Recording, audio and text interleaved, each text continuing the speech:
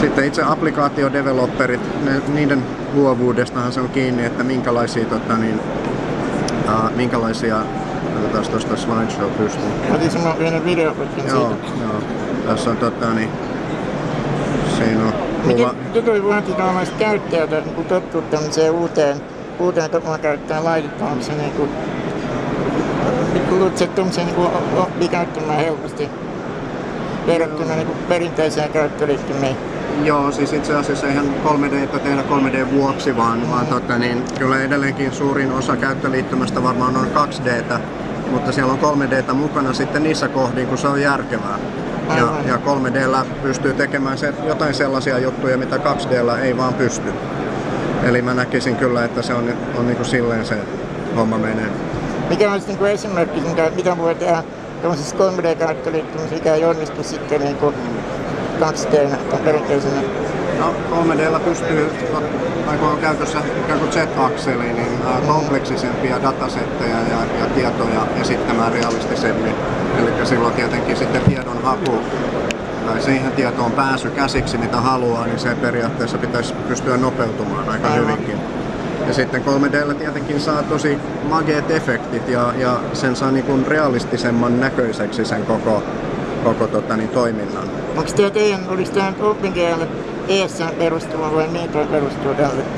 OpenGL ES-pohjainen framework, joka sitten myös tarkoittaa sitä, että se on täysin käyttöjärjestelmän riippumaton.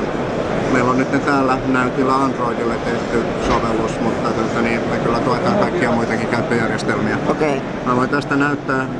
Yleensä on tärkeää, että pääseekö sillä laitteella pelaa Angry Birdsia, niin mä oon tässä asentanut Angry Birdsia ja mä pystyn sen tästä launchaamaan suoraan meidän 3D-käyttöliittymästä. Eli Angry Birds toimii, niin homma on niin kuin hyvä. Okei. Näin. Alright. Tää peli on sinänsä niinku se tavallinen, mutta se vaan niinku, että sinänsä niinku käyttöliittymä vaan erilainen millä tavalla sovelluksia hallitaan.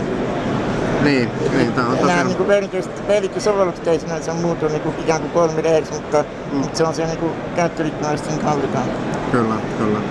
Onko teistä ajatuksia, että millä kaikilla alustoille te uskotte, että tämä tulee periaatteessa kaikille vai? Joo, no me tuetaan sitä, mitä meidän asiakkaat haluaa ja niin kuin kyllä koko yrityksenä niin me ollaan aika kovasti fokusoitu Androidiin ihan alusta lähtien. Aivan. Johtuen siitä, että se on todella iso ekosysteemi ja siinä on useita satoja eri laitevalmistajia, jotka kaikki luovat Android-käyttöjärjestelmällä varustettuja laitteita ja joka ikinen näistä valmistajista tietenkin haluaa erottautua joukosta. Ja jotenka tämä käyttöliittymän radikaali räätälöinti, niin se on aika hyvä lääke siihen. Miten sä näet nyt, kun tuli tämä Microsoft ja Nokian kuvio, niin tuliko Windows Phoneista kiinnostavan kehitysalusta teidän näkökulmasta? Meillä sillä ei ole niin hirveän suurta vaikutusta. Yrityksenä ehkä meidän täytyy benchmarkki tehdä lisää ja kansikäyttöliittymä ratkaisu sinänsä kyllä saadaan toimimaan siinäkin ympäristössä, jos siellä tehdään OpenGL ja ajuri. Niin vielä siinä ei taida olla sitten, että sehän perustuu ehkä vaan Microsoftin omaan tähän. Joo, sitä detaljia ei ole tuossa vielä tullut julki, mutta tosiaan toinen ratkaisu, jos sitä ei koskaan tulisikaan, niin me pystytään kyllä porttaamaan meidän teknologiaa tuolle Direct 3D-mobiilille. Siinähän on kai vielä auki se, että kuinka laajasti Microsoft sallii sitä käyttöliittymän muokkausta sitten. Joo,